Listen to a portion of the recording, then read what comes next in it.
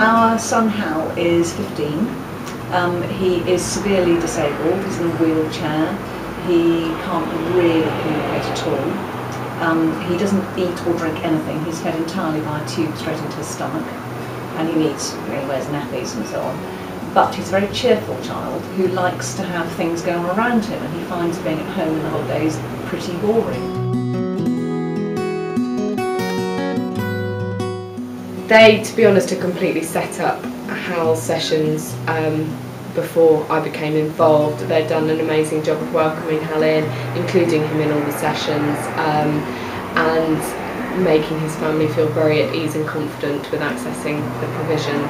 They were fantastic actually. They had him initially just for half an hour or so with me, and then they had a very short period which gradually built up. And he now goes as many days as suits them and us in the holidays, from 9 till 2 every day. We looked at the kind of equipment that Hal needed, which included a mobile hoist for lifting him in and out of his chair, for changing his pads. And we also looked at some other mobility equipment that he was using at school to enable him to get around the setting a bit more. So we have other things as well that we know that this child likes, so we've got a little box of goodies that he likes. So musical toys. Sometimes you go off and do that. He likes toys, he likes friction, he likes to feel movement. And you've done painting with him, haven't you? Yeah. The play leader knows we're at the end of the line if she needs any support or advice, and we try and provide that as quickly as possible. But they've done an amazing job in just getting to know Hal really and making sure that his needs are met within the setting. Although Hal is not difficult to look after, he's quite complicated to look after. So you have to know how to feed him. You have to be confident about changing him, which isn't difficult, but it requires lifting, so you have to think about lifting. And you have to be confident that you can deal with a child who doesn't communicate at all, except by crying if he's unhappy. He can't talk, so obviously communication is hard, but you sort of get to know him, with his sounds, isn't it? And yeah, he does respond in some sort of manner. And you know if he's not sad, using language, and you always know when he's sad. And you know when he's happy. He laughs his head off. I think it's really simple for a setting to be able to set up themselves. There are references in the resource pack to different professionals, but also you'll get that information from a family of which professionals are involved.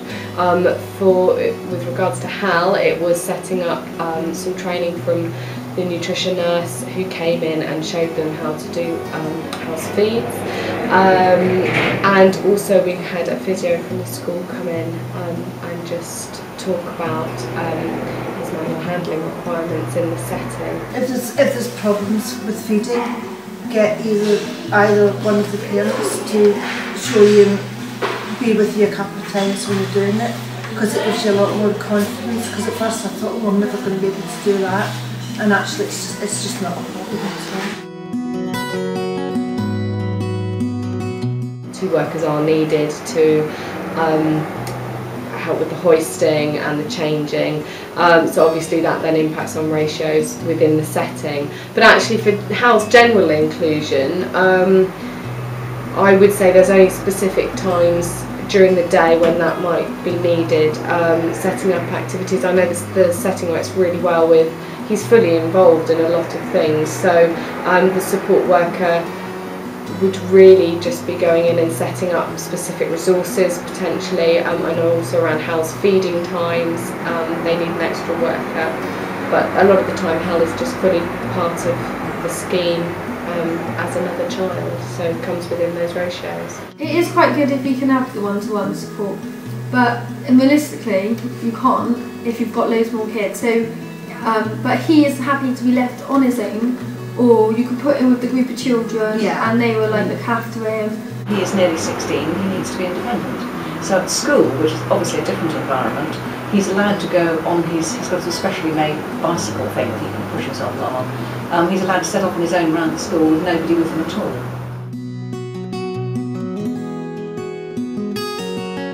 Both Hal and the other children get an enormous amount out of it. From Hal's point of view, he's not at home. He loves being in the middle of things happening, and there are always things happening. There are people, there are children running around playing noisy games. Avonmouth are very, very good at going outside a lot. They go to the little local park and they go there virtually every day. It's pouring with rain. Hal loves being outside. So from his point of view, it's fantastic. There's also lots of people to push in his wheelchair, and he's become a bit of a novelty, so the children like pushing him, they like pushing him outside, but he's very often laughing because he loves the bumps on the pavement. But I think on a wider level, from the other children's point of view, I think he's been the most fantastic experience for them. And Playscheme told me quite recently, after the Paralympics, somebody was discussing the Paralympics and the summer holidays in the park, and discussing who they'd seen doing things. And one of the children said, "Oh, Hal could do it next year." And the play leader said, "Oh, I think possibly not." He said, "No, they could. I saw someone like Hal on telly last night and he was doing it." So there's this fantastic expansion from their point of view of who they know. You know, they know somebody like Hal, and he's no longer frightening. And the other thing that's very good for Hal is that he can borrow from school in the holidays, particularly summer holidays, school equipment. So he goes to Playscheme with, he's got a sort of wedge-shaped thing, which is on wheels, floor level, and he lies on it on his back with his head at the, at the pointed end, as it were, it's all padded, and his feet hanging over the end, and he can push himself along with his feet, which he loves doing. The other children think it's a fantastic game because they can push him round on it, obviously not too fast. And when he's not there, and if they behave, they can occasionally use it themselves. So it's a kind of, everybody wins, I think, in quite a big way. Every now and again you could look at him and he'd be laughing, and you don't know what he's laughing about. Yeah. So you could be just like saying, "Ah, look at those children over there," and you're having a little laugh Yeah, to himself. it's quite funny actually. Oh, it's absolutely immeasurable.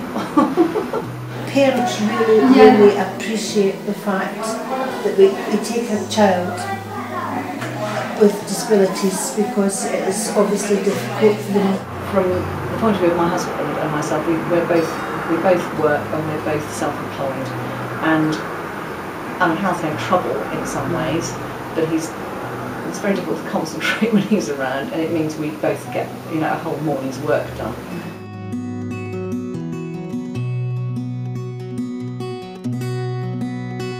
First of all, get them to come and have a look around with their parents, so the child and the parents come to your setting, let them visit, maybe spend a few hours playing, or so they're both together, so they get to fill off the idea.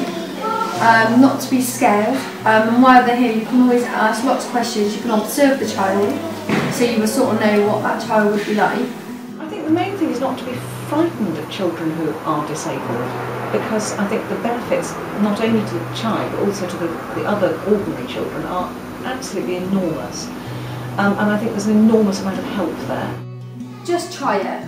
Just go out there and try it. Don't be scared. Ask as many questions as possible, just to make sure you have as much information as possible, and don't be frightened of asking questions, because actually I think the child wants to be welcomed and wants to know that their needs are going to be met, as does their parents and carers, as do other professionals working with them. So just keep asking questions. So no, I can't recommend it highly enough from everybody's point of view.